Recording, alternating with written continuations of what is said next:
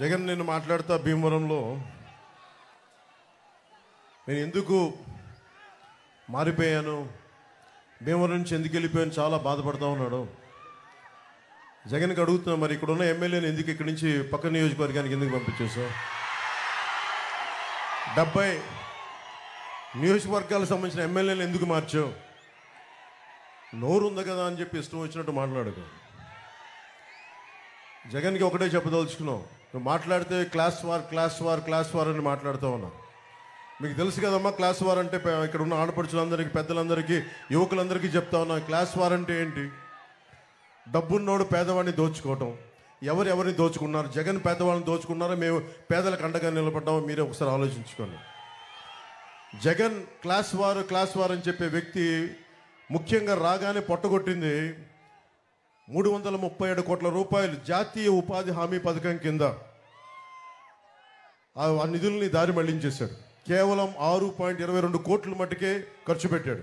ఇది కేంద్ర ప్రభుత్వం ఒక లోక్సభలో అడిగిన ప్రశ్నకి సమాధానం.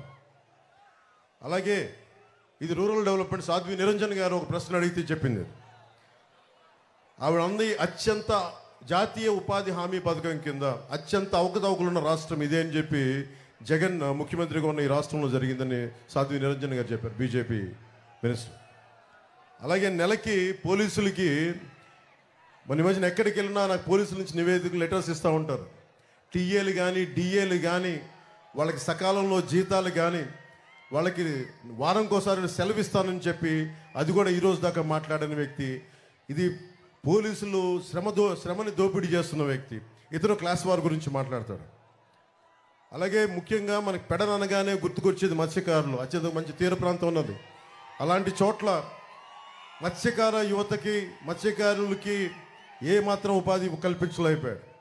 పైహెచ్చు ఉపాధి కల్పించకుండా GO 217 అని చెప్పి ఈ రోజున మత్స్యకారులు పొట్టగొట్టడానికి, ఇన్లాండ్ ఫిషర్మెన్ అందరికీ దెబ్బ కొట్టడానికి ప్రయత్నిస్తే జనసేన ముందుకొచ్చి ఆ GO 217ని మన నర్సపూర్లో చించేసాం. దాన్ని ఏ మాత్రం ఖాతరు చేయకూడదు.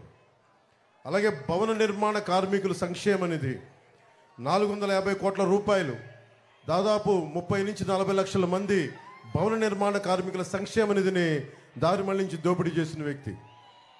900 చేనేత సంఘాలకి 80 లక్షల నుంచి 1 కోటి రూపాయల దాకా ఆప్కో నుంచి రావాల్సిన నిధుల్ని రానివ్వకుండా చేసిన వ్యక్తి.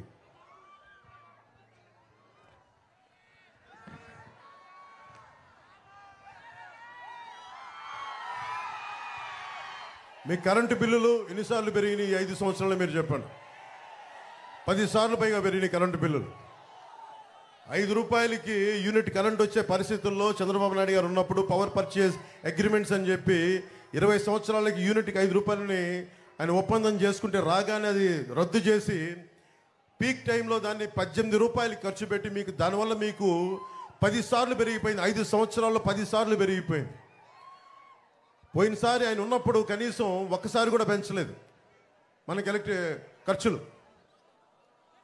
టీడీపీ ఉన్నప్పుడు కనీసం ఒక్కసారి కూడా ఖర్చులు పెంచలే. ఈరోజు ఇతను రాగానే ఈ ఛార్జీలు పెంచేశారు, కరెంటు ఛార్జీలు. దానివల్ల మీకు 27,500 కోట్ల రూపాయలు మీకు సంబంధించిన డబ్బుని దోపిడీ చేసిన, అందుకే మీకు 10 సార్లు మీరు కరెంటు బిల్లు ఎక్కువ కట్టాల్సి వస్తుంది.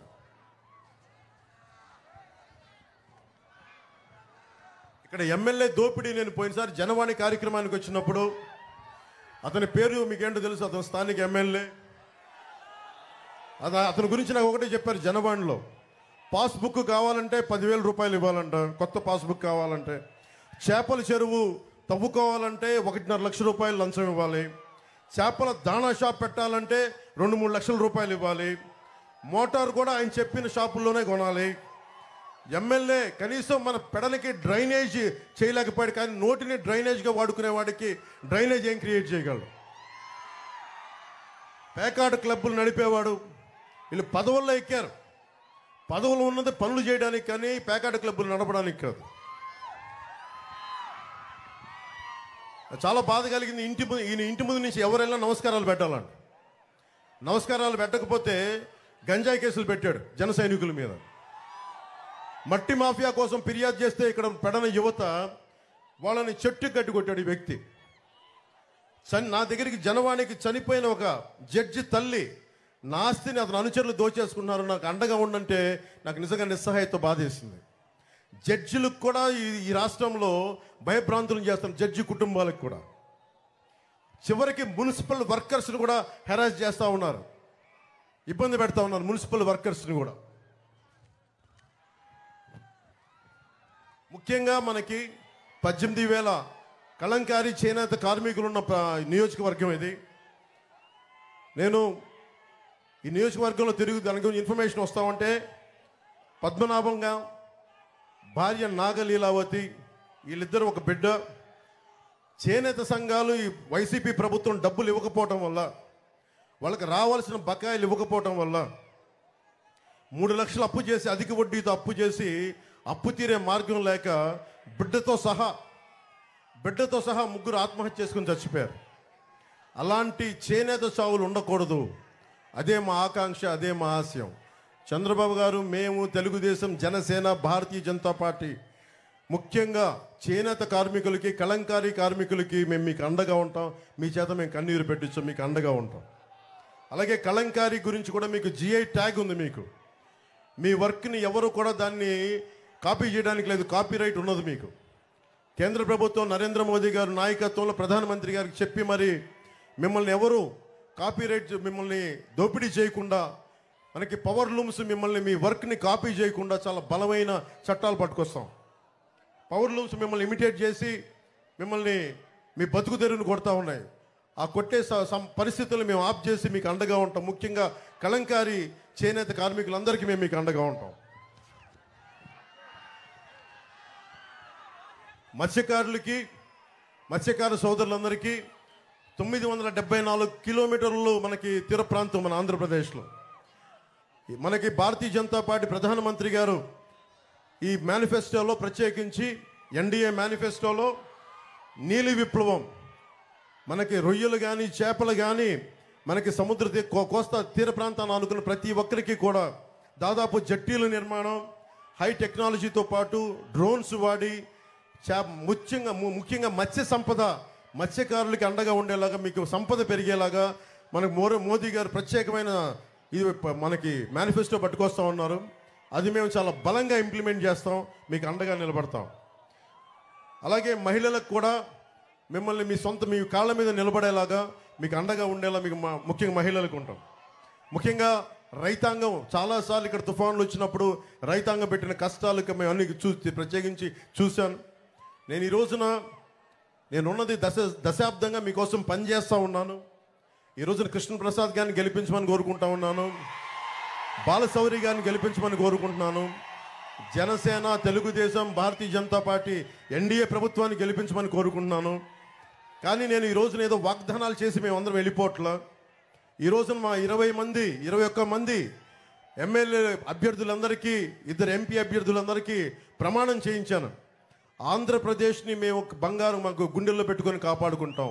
ప్రజలకి ఏ కష్టం వచ్చినా మేము ముందు ఉంటాం. దశాబ్దం అధికారం లేకుండా ఏమి ఆశించకుండా పనిచేశాం. మీరు మనస్ఫూర్తిగా మీరు అండగా ఉంటున్నారు, నాకు తెలుసు ఆ సంగతి. కానీ భారీ మెజారిటీ కావాలి. జగన్ అనే వ్యక్తికి భయం వేయాలి. ఈ ఎమ్మెల్యే పేరు చెప్పంటారా వద్దా? మీరు చెప్పండి. అతనికి అంత స్థాయి ఉందమ్మా, నోట్లోంచి చెప్పేంత స్థాయి ఉంది అతనికి.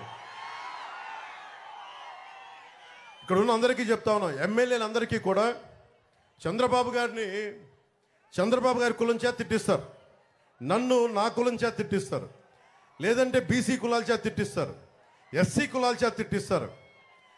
నేను ఒకటే బాధపడుతున్నాం, ఎవరు ఎన్ని తిట్టినా రాజ్యాంగాన్ని నమ్మిన వాళ్ళం, రాజ్యాంగాన్ని పరిరక్షించే వాళ్ళం.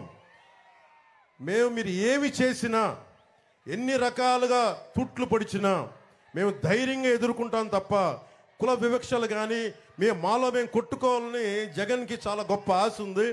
అలాంటి ఏం జరగవు. నువ్వు మమ్మల్ని తిట్టించే కొద్ది ఇంకా బలపడతాం తప్ప మేము బలహీనపడం. అలాగే కలంకారీ కార్మికులకు సంబంధించి ముఖ్యంగా నాకు జనవాణి కార్యక్రమంలో వచ్చింది. ఈరోజు చంద్రబాబు గారి దృష్టికి కూడా తీసుకొస్తా ఉన్నాం. సార్, వాళ్ళకి రన్నింగ్ వాటర్లో నదీ పరివాహక ప్రాంతాల్లో వాళ్ళు రంగులు సరిదిద్దు కడగడానికి కానీ మనకి ఎక్కువ చేయడానికి రన్నింగ్ వాటర్ కావాలి. అందుకని వారు కోరుకుంటున్న దానిలో ఏంటంటే నదీ పరివాహక ప్రాంతంలో కింద ప్రాంతాలకి అది కలుషితం అయిపోతుందని చెప్పి ప్రత్యేకించి కలంకారీ కార్మికులు అడుగుతున్నది 5 ఎకరాల విస్తీర్ణంలో రన్నింగ్ వాటర్ సదుపాయాలు ఉంటే మేము నదీ మనకి వాతావరణాన్ని కాలుష్యం చేయం, అలాగే మేము బతుకుతాం, మా కలంకారీ బతుకుద్దంటే ఆ ఒక్క మాట మేము ఇస్తున్నాం. ఆయన ముందే మేము మాటిస్తున్నాం, కలంకారీ కార్మికులకి మీకు 5 ఎకరాల విస్తీర్ణంలో రన్నింగ్ వాటర్ సదుపాయం ఉండేలాగా మీ కలంకారీ దీన్ని మీకు పరిరక్షించేలాగా మీ అవసరాలను తీర్చేలాగా మేము చర్యలు తీసుకుంటాం. అలాగే ముఖ్యంగా మనకి మత్స్య కార్మికులకు సంబంధించి దాదాపు మీకు జట్టీల నిర్మాణం, భవిష్యత్తులో మనకి దాదాపు ప్రతి 35 కిలోమీటర్లకు జట్టి ఉండాలన్నదే జనసేన ఆశయం కూడా. దానిని ఎన్డీఏ ప్రభుత్వం రాగానే ముందు 13 జట్టీలతో నిర్మాణం చేసి ఆ తర్వాత ఒక్కొక్క జట్టి చేస్తే దాదాపు 55,000 మందికి ఉపాధి అవకాశం కలిగించే బలమైన అవకాశాలు ఉన్నాయి. అలాగే ముఖ్యంగా యువతకి ఉపాధి అవకాశాలు లేవు, డబ్బులు లేవు, ఉద్యోగాలు లేవు, డిఎస్సి లేదు. మనకు సరైన ముఖ్యంగా ఉపాధి అవకాశాలు ఎలా కావాలంటే మీకు బలమైన ప్రభుత్వం ఉన్నప్పుడే మనం ఏదైనా తీసుకురాగలం. ప్రతి పాస్బుక్కి 10,000 అడిగే ఎమ్మెల్యే ఉంటే మనకి ఉద్యోగాలు ఉపాధి అవకాశాలు రావు మనకి. నేను చెప్తున్నాను, నీకు మా మాటగా చెప్తున్నాను, జనసేన అధినేతగా చెప్తున్నాను, ఎన్డీఏ భాగస్వామిగా చెప్తున్నాను. మీరు యువత మమ్మల్ని మనస్ఫూర్తిగా బలంగా నమ్మండి. ఒక్క అవకాశం ఇవ్వండి, ఒక ఛాన్స్ ఇవ్వండి అంటే మొత్తం నాశనం చేశాడు రాష్ట్రాన్ని జగన్. మేము నిలబడతాను మీకోసం, మేమందరం బలంగా నిలబడతాం. చంద్రబాబు గారి అనుభవం చాలా చాలా అవసరం. వైసీపీ వ్యతిరేక ఓటు చీలకూడదని పదే ఎందుకు చెప్పానంటే మనకి పెడలలో రైతు కన్నీరు పెట్టకూడదు, చేనేత కళాకారులు బాధపడకూడదు, అలాగే ప్రతి ఒక్కరు కూడా ఆనందంగా ఉండాలి, ఉపాధి అవకాశాలు రావాలి, సకాలంలో ఉద్యోగాలు రావాలి.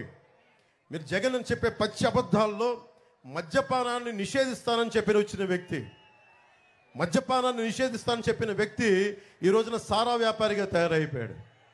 గుంటూరు నుంచి కానీ ప్రతి నియోజకవర్గం నుంచి నాకు వచ్చేది మనుషులు వచ్చి భర్తల్ని తీసుకొచ్చి ఆడపడుచులు, అన్న మా ఆయన నరాలు దెబ్బతినేస్తుంది, బిడ్డలు తమ పిల్లల్ని కొడుకులను తీసుకొచ్చి 18, 20, 22 ఏళ్లకి ఆ కల్తీ మందు తాగేసి నరాల బలహీనతతోటి ప్యాన్క్రియాటిక్ డిసీజెస్, లివర్ డిసీజెస్. ఎందుకంటే దీనికి 5 సార్లు శుద్ధి చేయాల్సిన మద్యపానాన్ని కేవలం 2 సార్లకే పరిమితం చేసి ఎక్కువ 2,000 లీటర్లు చేసే చోట 6,000 లీటర్లు అవుట్పుట్ తీసేటప్పటికి క్వాలిటీ పోయి ఈ రోజున మొత్తం మనకి ఆరోగ్యాలు పాడైపోతూ ఉన్నాయి. మా నాన్న అబ్కారీ శాఖలో పనిచేసిన వ్యక్తి, పోలీస్ నుంచి. సో మా నాన్న చెప్పే చాలాసార్లు చూస్తా ఉన్నాను, కల్తీ మందు ఇవ్వకూడదు, నిర్మోహమాటంగా చెప్తున్నాం. మందు అనేది ఏమైపోయిందంటే ప్రత్యేకించి మన ఈ మధ్యన కూడా వైసీపీలు ఈ మధ్యన చేయని నాయకులు మాట్లాడుతూ ఉన్నారు, మేము కూర్చోబెట్టి మేము మందుని ఎంకరేజ్ చేస్తున్నామని చెప్పి. ఈ రోజున మనకి మద్యపాన నిషేధం నేను 2019లో చెప్పింది. ఆంధ్రప్రదేశ్లో మన గతంలో ఎన్టీ రామారావు గారి హయాంలో కూడా మద్యపానాన్ని నిషేధించి ప్రయత్నం చేశారు, ఆ రోజు కూడా కుదరలేదు. ముఖ్యంగా మన ఆంధ్రప్రదేశ్ అటువైపు వెళ్తే యానాము, ఒరిస్సా, ఛత్తీస్గఢ్, తెలంగాణ, తమిళనాడు ఇన్ని బార్డర్లను షేర్ చేసుకొని మద్యాన్ని నిషేధించడం చాలా కష్టమైన పని. అలా కనీసం మనకు కావాల్సిన ఆరోగ్యాలు చెడగొట్టుకునే మందు కావాలి అని చెప్పి దీంట్లో భాగంగా ఉంటే ఈ వ్యక్తి కల్తీ మందు చేసి మద్యాన్ని నిషేధిస్తానని చెప్పి వచ్చిన వ్యక్తి దాదాపు 40,000 కోట్ల రూపాయలు ఈ రోజున డబ్బులు సంపాదించి ఆ డబ్బుతోటి ఈ రోజున మీ అందరికీ ఓట్లు కొనడానికి ప్రయత్నం చేస్తూ ఉన్నాడు. మీరు దయచేసి దీన్ని ఆలోచించండి. ఆడపడుచుల పసుపు కుంకాలు తీసేస్తున్నాడు జగన్ కల్తీ మందు పెట్టేసి. దీనిని మీరు చాలా చాలా తన్ని తగలేయండి వైసీపీ నాయకులను చెప్తున్నాను. దయచేసి మీరు బాధ్యత తీసుకోండి.